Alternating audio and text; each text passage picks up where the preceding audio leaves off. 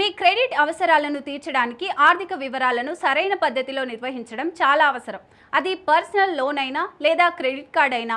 అయితే మీరు తప్పనిసరిగా క్రెడిట్ స్కోర్, సిబిల్ స్కోర్ అనే పదాలను వినే ఉంటారు. ఏదైనా లోన్ కోసం దరఖాస్తు చేసే ముందు మీరు ఈ రెండు స్కోర్ల మధ్య వ్యత్యాసాన్ని అర్థం చేసుకోవాలి.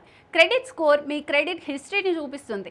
ఇది లోన్ ఇవ్వడానికి మిమ్మల్ని విశ్వసించవచ్చో లేదో నిర్ణయించగల స్కోర్. మీ క్రెడిట్ స్కోర్ సాధారణంగా మీరు గతంలో తీసుకున్న రుణాలు, ఆ రుణాలను ఎలా తిరిగి చెల్లించారు, బకాయి ఉన్న రుణాల మొత్తం వంటి వివిధ అంశాల ఆధారంగా లెక్కిస్తారు. సిబిల్ స్కోర్, క్రెడిట్ స్కోర్ రెండు ఒకదానికొకటి భిన్నంగా ఉంటాయి. అయితే ఈ రెండు మీ క్రెడిట్ యోగ్యతను ప్రతిబింబిస్తాయి. కాబట్టి మంచి సిబిల్, క్రెడిట్ స్కోర్ను నిర్వహించడం వలన మీరు భవిష్యత్తులో లోన్లపై మంచి డీల్ను పొందవచ్చు.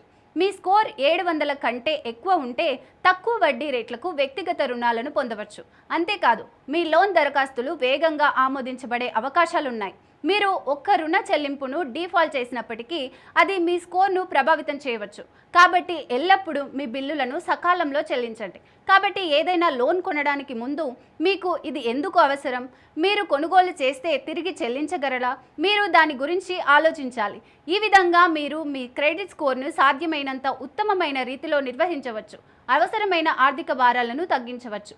మీ లోన్ సరిగ్గా చెల్లిస్తేనే క్రెడిట్ స్కోర్ క్రమంగా పెరుగుతుందని గుర్తుంచుకోండి.